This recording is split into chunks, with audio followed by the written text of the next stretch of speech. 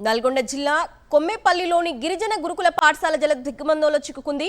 వరద ప్రవాహం ముంచెత్తడంతో పాఠశాల ప్రాంగణం మొత్తం చెరువును తలపిస్తోంది. స్కూల్లో ఉన్న ఉపాధ్యాయులు, విద్యార్థులు బయటకు రాలేని పరిస్థితి.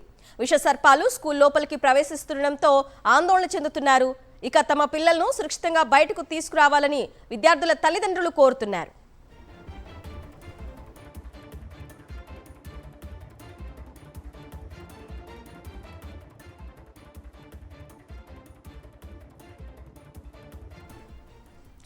నల్గొండ జిల్లా కొమ్మేపల్లిలోని గిరిజన గురుకుల పాఠశాల జల దిగ్బంధంలో చిక్కుకున్న దృశ్యాలు మనం చూస్తున్నాము. చుట్టూ నీరు ఒక దివిలాగా కనిపిస్తోంది. వరద ముంచెత్తింది. పాఠశాల లోపల విద్యార్థులు, స్కూల్ టీచర్లు అందులో చిక్కుకొని ఉండిపోయారు. సో ఈ వర్షాల దాటికి విష పురుగులు లోపలికి ప్రవేశిస్తున్నాయి. ఏ విధంగానైనా సరే లోపల ఉన్నటువంటి విద్యార్థులను, టీచర్లను బయటకు తీసుకురావాలని పేరెంట్స్ ఆందోళన వ్యక్తం చేస్తున్నారు. అయితే లోపలున్న పిల్లలు కూడా భయాందోళన చెందే అవకాశం కనిపిస్తోంది. ఎందుకంటే చుట్టూ నీరు కమ్ముకొని ఉంది.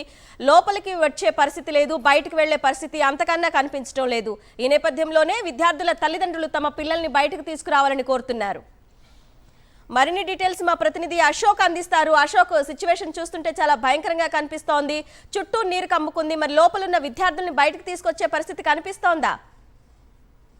అన్న కాసేపటి క్రితమే అక్కడ ఉన్నటువంటి రెవెన్యూ పోలీస్ శాఖ కూడా స్పందించి కొద్ది క్షణాల క్రితమే విద్యార్థులు అందులో చిక్కుపోయినటువంటి విద్యార్థులందరినీ కూడా బయటికి తీసుకొచ్చారు. ఆశ్రమం పాఠశాల, గురుకుల పాఠశాల కావడంతో అందులోనే ఉండి చదువుతున్నటువంటి క్రమంలోనే నిన్న రాత్రి 10 గంటలకు మొదలైనటువంటి వర్షం ఎడతెరిపి లేకుండా కురుస్తున్నటువంటి క్రమంలోనే పైన ఉన్నటువంటి చెరువులు, కుంటలు కూడా పూర్తి స్థాయిలో పొంగడం, అదే సమయంలో ఆ వరద పూర్తిగా ఇక్కడ ఆ గురుకుల పాఠశాల మైదానంలో చేరడంతో మోకాళ్ళలోకి నీళ్లు చూసుకోవచ్చు. మన చుట్టుపక్కల దాదాపు 100 మీటర్ల రేడియస్ లో మొత్తం వరద నీరంతా ఉన్నటువంటి క్రమంలోనే విద్యార్థులంతా కూడా బిక్కుబిక్కుమంటున్నటువంటి క్రమంలోనే అందులో ఉన్నటువంటి ప్రిన్సిపల్, అక్కడ రెవెన్యూ సిబ్బందితో పాటు పోలీస్ శాఖకు సమాచారం అందించడం, వాళ్ళు హుటాహుటిన స్పందించి అదే గురుకుల పాఠశాల వద్దకు చేరుకుని అందులో చిక్కున్నటువంటి విద్యార్థుల్ని తాళ్ల సాయంతో క్షేమంగా బయటకు తీసుకొచ్చినటువంటి పరిస్థితి కనిపిస్తుంది. దాదాపు 6 గంటల పాటు స్కూల్లోనే బిక్కుబిక్కుమంటూ గడిపినటువంటి విద్యార్థులు ఆహాకారాలు ఒకవైపు, అదే సమయంలో అక్కడ ఉదయం నుంచి కూడా